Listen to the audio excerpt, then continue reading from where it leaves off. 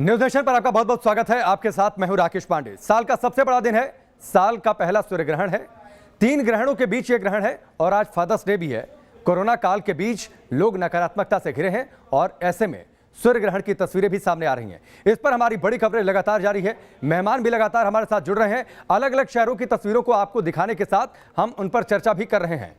Panel से आपको रूबरू करवाएंगे, तस्वीरें हम आपको दिखाएं, अलग अलग शहरों की तस्वीरें, किस शहर से क्या तस्वीरें सामने देखने को मिल रही हैं।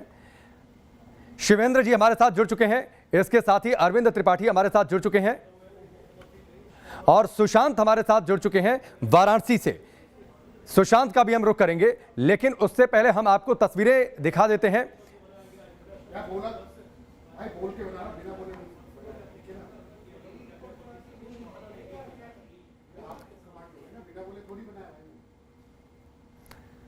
सूर्य ग्रहण की तस्वीरें। ओमान में सूर्य ग्रहण का नजारा कुछ अलग अंदाज में दिखा। धीरे धीरे आप तस्वीरों में देखिए, चंद्रमा सूर्य और पृथ्वी के बीच आता जा रहा है। सूर्य का आकार घटता जा रहा है और धीरे धीरे वलयाकार की स्थिति करीब 11:30 बजे के बाद यानी 11:15 बजे के आसपास से ऐसी स्थिति शुरू होगी जब चंद्रमा धीरे धीरे सूर्य को पूरी तरह से ढकना शुरू कर देगा। करीब 99% तक सूर्य को ढक देगा और कंगन जैसी आकार बन जाएगी। उस बीच अब देखिए तस्वीरें, आसमान में एक अद्भुत नजारा। अलग अलग शहरों की तस्वीरें, जम्मू की तस्वीर, दिल्ली की तस्वीर, मुंबई की तस्वीर, कुरुक्षेत्र की तस्वीर, अहमदाबाद की तस्वीर, अलग अलग शहरों की ये अलग अलग तस्वीरें हैं और रंग बिरंगा नजारा है। और अब ये तस्वीर दुबई की तस्वीर, आप देखिए करीब करीब 90% से ज्यादा यहां पर चंद्रमा ने सूर्य को ढक दिया है। एक कंगन जैसी स्थिति बन गई है, अर्धचंद्राकार जैसी स्थिति बन गई है। ये वलयाकार स्थिति है सूर्य ग्रहण की, इसे कंकड़ाकृति सूर्य ग्रहण भी कहते हैं। और ये नजारा पूरी तरीके से सूर्य अब गायब होता हुआ, चंद्रमा पूरी तरीके से सूर्य और पृथ्वी के बीच में आ चुका है। पूरी तरीके से सूर्य की रोशनी को चंद्रमा ने रोक लिया है पृथ्वी पर आने से। तो ये सूर्य ग्रहण की स्थिति, दुबई में पूर्ण सूर्य ग्रहण, ये एक अलग और अद्भुत तस्वीर, इस सदी की अद्भुत तस्वीर आप इसे कह सकते हैं। आसमान में अनोखा नजारा भी देखने को मिल रहा है देश के अलग अलग शहरों में।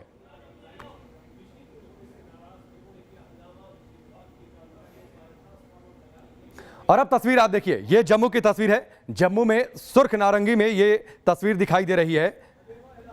सूर्य की तस्वीर आप देखिए, करीब अर्धचंद्राकार स्थिति सूर्य ग्रहण की। अलग अलग शहरों से हम तस्वीरें आपको दिखा रहे हैं।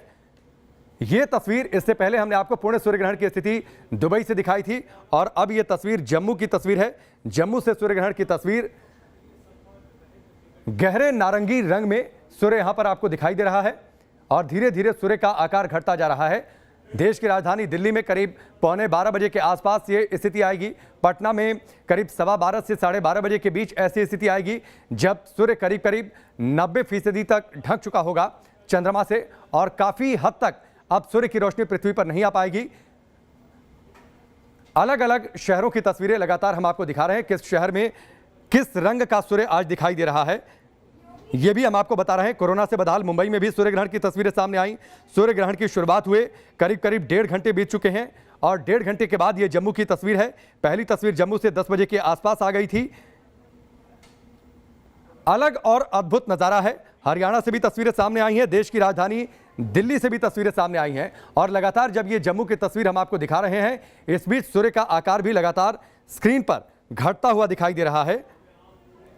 सदियों बाद ऐसे योग में सूर्य ग्रहण है।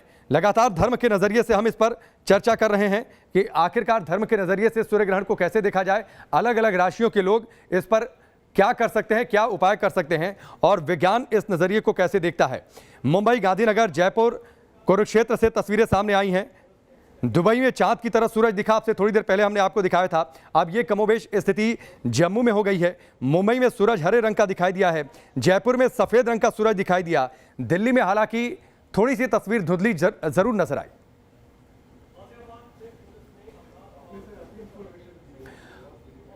और चलिए मैं पहले वाराणसी का रुख कर लेता हूं। एक बार वाराणसी के घाटों की जरा तस्वीर हमें दिखा दीजिएगा कि वहां पर स्थिति क्या है। जैसे क्योंकि सूर्य ग्रहण समाप्त होगा सुशांत, तो वहां पर लोग पहुंचेंगे स्नान करने के लिए। देखिए, बनारस की बात की जाए तो बनारस में अब स्नान करने के लिए यहाँ पर कोई पहुँच नहीं पाएगा। वो इसलिए कि गंगा घाट पूरी तरीके से सन्नाटे में तब्दील है। कोरोना संक्रमण के चलते धारा 144 जनपद में लागू की है। पुलिस का पहरा जगह जगह पर किया गया है। अमूमन हम देखते थे कि कोई भी ग्रहण होता था तो गंगा घाट पर ग्रहण काल शुरू होने से पहले ही लोग इकट्ठा हो जाते थे, लाखों की भीड़ रहती थी, हर एक घाट को मिला लिया जाए और लोग गंगा में जाकर के लहरों के बीच खड़े होकर के अपने इष्ट देव का जप करते थे, तप करते थे।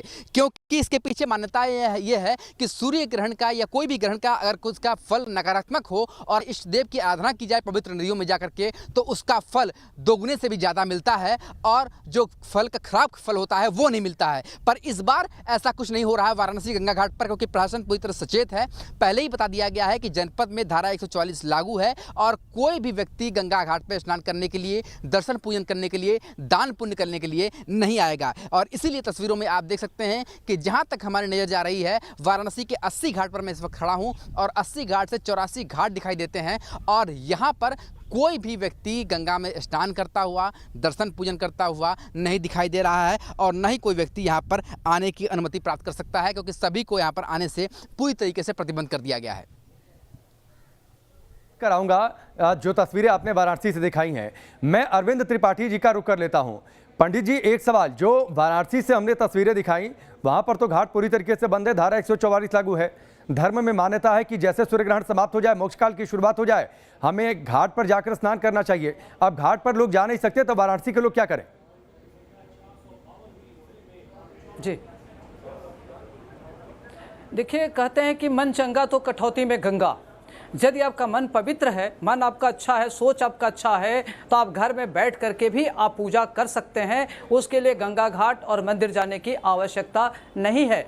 खास तौर से ग्रहण काल में मंदिर के कपाट बंद कर दिए जाते हैं और ग्रहण काल में अगर अपने घर पर हैं तो आपके लिए बहुत ही अच्छा है। ग्रहण काल में जो भी आप पूजा पाठ जब तब करते हैं उसकी ये मान्यता है कि आपको कई गुना करके मिलता है। तो ग्रहण काल में आप घर में क्या करें कि अपने राशियों के हिसाब से अगर व्यक्ति जब करे तब करे तो उसके लिए बहुत ही अच्छा होता है। तो ये बहुत बड़ी चीज़ है। और ख़ास तौर से मान लीजिए कि किसी व्यक्ति को उसको ये नहीं पता है कि उसकी राशि क्या है, उसको क्या करना चाहिए, तो आज का दिन रविवार है। रविवार खास तौर से भगवान सूर्य का दिन माना जाता है और आज का दिन अमावस्या, अमावस्या के दिन सूर्य ग्रहण लगता है। तो आज आप क्या करें कि सभी प्रकार के जातक जिनको अपनी राशि का ज्ञान है या नहीं है वो अपने घर स्नान करें और स्नान करने के बाद तांबे का लोटा ले लें, एक लाल पुष्प ले लें और लाल चंदन ले लें और चावल को लाल रंग से रंग लें और ओम घृणे सूर्याय नमः इस मंत्र का जप करें। और खास तौर से ओम भूर भुवः स्वः तत्सवितुर्वरेण्यं भर्गो देवस्य धीमहि धियो यो नः प्रचोदयात्।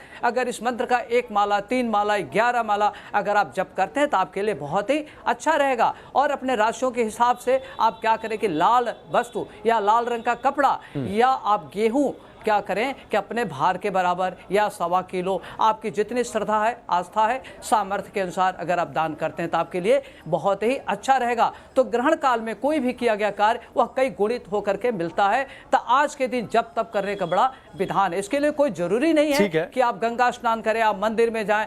मन चंगा तो कठौती में गंगा। ठीक है, मन चंगा तो कटौती में गंगा की बातचीत होती है। सुरेंद्र जी, मैं आपके पास आऊं, लेकिन उससे पहले आपको बता दें जो तस्वीर इस वक्त आप टेलीविजन स्क्रीन पर देख पा रहे हैं, ये तस्वीर इस हिस्से में ये पटना की तस्वीर है, सीधी पटना की तस्वीरें हैं और वहां पर सूर्य ग्रहण की मौजूदा स्थिति क्या है इन तस्वीरों के जरिए आप देख सकते हैं। हरे रंग का सूर्य यहां पर दिखाई दे रहा है, ये पटना की तस्वीर है। अलग अलग शहरों में अलग अलग रंग का सूर्य, ये एक अद्भुत नजारा आकाश में, अद्भुत नजारा। पटना की यह तस्वीर है, सीधी तस्वीरें पटना से हम आपको दिखा रहे हैं जहां पर हरे रंग का सूर्य दिखाई दे रहा है सूर्य ग्रहण के बाद। हल्के हरे रंग का, इसे आप पत्ती के रंग का हरा भी कह सकते हैं। ये स्थिति है सूर्य ग्रहण की पटना में और धीरे धीरे सूर्य का आकार घटना शुरू हो गया है। और अब से थोड़ी देर पहले पटना साइंस सेंटर से हम जुड़े हुए थे, वहां से जो जानकारी दी गई कि करीब 12:15 से 12:30 बजे के आसपास ऐसी स्थिति होगी जब सूर्य का आकार काफी हद तक घट जाएगा, 70% से ज्यादा घट जाएगा और 98% तक आज सूर्य का आकार घटेगा। सूर्य ग्रहण के दौरान हिंदुस्तान में जो अलग अलग शहरों में सूर्य ग्रहण की स्थिति दिखाई देगी। चलिए अब सीधे मैं पंडित सुरेंद्र जी का रुख कर लेता हूं। सुरेंद्र जी, वाराणसी को लेकर हमने चर्चा कर ली, मोक्ष काल को लेकर भी चर्चा होती है। अब घर में लोग क्या करें, तमाम तरीके की मान्यताएं हैं, दान की मान्यताएं हैं। क्या दान लोगों को करना चाहिए? लोग इस बात में असमंजस में रहते हैं कि क्या दान करें क्या ना करें। जी, बहुत अच्छा प्रश्न किया आपने। देखिए, इसमें दान के लिए तो जो आपने बताई, पहले तो मंत्र इस समय जो जाप करें तो महामृत्युंजय है, सूर्याय नमः है, त्र्यंबकम यजामहे सुगंधि पुष्टिवर्धनम, उर्वारुकम बंदना मृत्यो मुक्षिम मामृतात्, ये महामृत्युंजय का जाप करें। बीमारी का इस समय माहौल है तो ये लाभ को प्राप्त होगा। दूसरा कि क्या दान करें, तो लाल रंग की चीज़ दान करने से, सूर्य का रंग लाल है, लाल रंग की चीज़ दान करने का ज़्यादा महत्व है आज के दिन। और फिर राशियों के हिसाब से अलग अलग, राशि के हिसाब से अलग अलग भी प्रावधान हैं। जैसे मेष राशि तो गुलाबी रंग का दान करें क्योंकि उनका लाल रंग की चीज़ मंगल स्वामी है। वृष राशि शुक्र स्वामी है तो सफ़ेद रंग की चीज़ चावल इत्यादि दान कर सकते हैं। मिथुन राशि क्योंकि बुध स्वामी है तो उनके लिए जो है ग्रीन रंग की चीज़, हरा कपड़ा और हरे रंग की जो ग्रीन चीज़ है वो दान कर सकते हैं, हरा गऊ को खिला सकते हैं बाद में।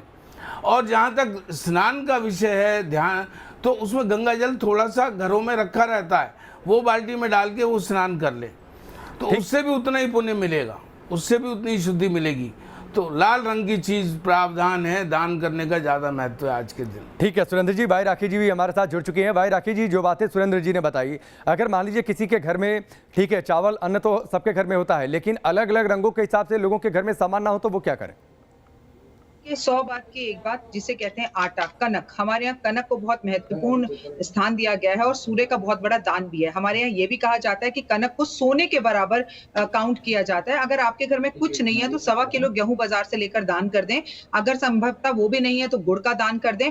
अगर आपके पास कुछ भी नहीं है और बाहर जाने की स्थितियां नहीं है, कोरोना की वजह से डर लगता है, तो कुछ पैसे लेकर आप किसी जरूरतमंद व्यक्ति को कहो भैया अपने घर अनाज डाल लेना। अगर कहते हैं मन चंगा तो कटौती में गंगा, अगर दिल हो आपका कुछ करने का तो बहुत सारे ऑप्शंस हैं जो आप कर सकते हो। अपने घर से थोड़ा थोड़ा अनाज निकालकर डोनों में रखकर आप किसी जरूरतमंद व्यक्ति को दे सकते हैं। सबसे बड़ी बात इस वक्त तो किसी से फोन पर उसकी हाल ही पूछ लीजिए, उसको मेडिसिन का खर्चा अगर चाहिए तो वो हेल्प कर दीजिए, क्योंकि जैसा देश वैसा भेष होना चाहिए। इस वक्त समाज को अन्न और दवाइयों की सबसे ज्यादा जरूरत है। तो अगर आप बड़े हैं तो दुआएं दीजिए, बड़ों का आशीर्वाद दीजिए, दान तो जरूर कीजिए, सोच को पॉजिटिव रखिए, क्योंकि माहौल तो नेगेटिव हो रखा है कि मैं सबसे अच्छा हूं, सब अच्छा हो रहा है, हमारा देश उन्नति करेगा, विश्व तरक्की करेगा, आगे आने वाला समय बहुत बेहतर होगा। आप अपनी एक सोच को पॉजिटिव रखकर और दूसरे इंसान को भी वो पॉजिटिव सोच जो है आप जरूर दें तो माहौल अच्छा होगा। घर में लोबान अगरबत्ती धूप ग्रहण के बाद जरूर जलाएं, गंगा जल की 2 बूंद धारण कर लें, माता पिता से बात करें और पूरा परिवार रात का भोजन एक साथ बैठकर जरूर खाएं। ठीक है अरविंद त्रिपाठी जी, एक चीज़ हम विज्ञान में अगर सूर्य ग्रहण की चर्चा करते हैं तो परिभाषा ये दी जाती है कि चंद्रमा आ जाता है बीच में सूर्य और पृथ्वी के बीच में और सूर्य को ढक लेता है, इस वजह से सूर्य ग्रहण की स्थिति आ जाती है।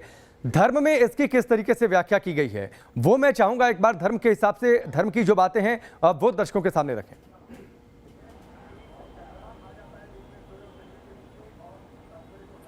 देखिए क्या हुआ था कि जब समुद्र मंथन हुआ था तो समुद्र मंथन के समय उसमें अनेक प्रकार के रत्न निकले थे, उसमें अमृत निकला था।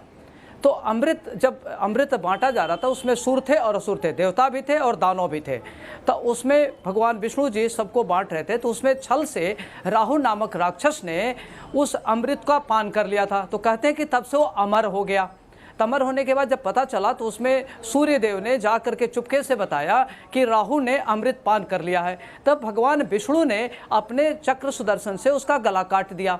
तब से राहु अपने सूर्य को शत्रु मानता है, तब से यह सूर्य ग्रहण और चंद्र ग्रहण की प्राविधान माना गया है। और राहु का जो सर वाला पोर्शन है उसको राहु कहते हैं और जो नीचे वाला पोर्शन है उसको टेल को केतु कहते हैं। तब से सूर्य ग्रहण और चंद्र ग्रहण लगता है, धर्मशास्त्रों में इस तरह की मान्यता है। अच्छा, जब ग्रहण काल में क्या करते हैं कि जब भी आपको कोई चीज़ करना है ग्रहण काल में तो आप पूजा पाठ जब तब करते हैं, दान करते हैं, पुण्य करते हैं, तो आपके लिए बहुत अच्छा रहता है। तो ग्रहण काल में अपने मन को पवित्र रखें, मनसा जप करें और ख़ास तौर से ध्यान रखें कि जाने अनजाने में आपसे किसी प्रकार का कोई गलत कार्य ना हो। आप लोगों के लिए सोचिए, लोगों के लिए करिए। और इस समय जो देखिए कि समाज में माहौल बहुत ही नेगेटिव हो गया है, तो नहीं, आप पॉजिटिव वातावरण पैदा करिए, लोगों को उत्साहित करिए, बड़ों का सम्मान करिए, जो व्यक्ति दीन दुखी हैं, परेशान हैं, उनकी मदद करिए, वह सबसे बड़ा दान है। कहते हैं कि दलित नारायण की सेवा ईश्वर की सेवा है। तो आज के दिन अगर आप कोई गरीब व्यक्ति है, नीडी है, जरूरतमंद है,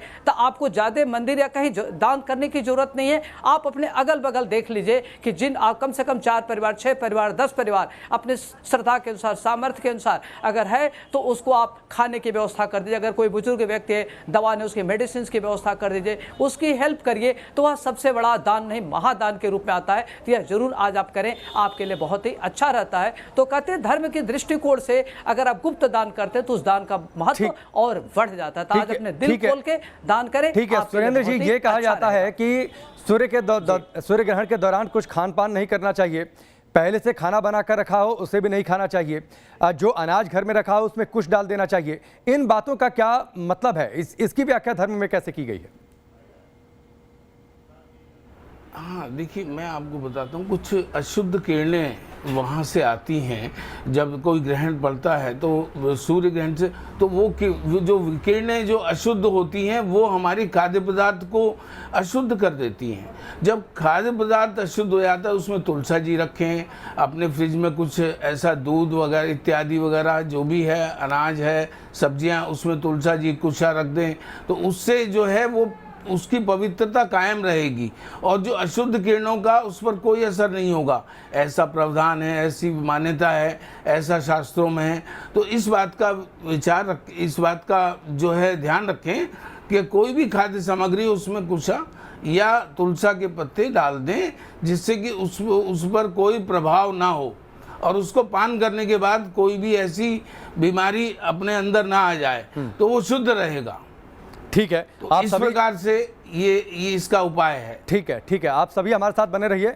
यहाँ पर वक्त एक ब्रेक का है, बहुत जल्द वापस लौटते हैं अपने इसी बड़ी कवरेज के साथ।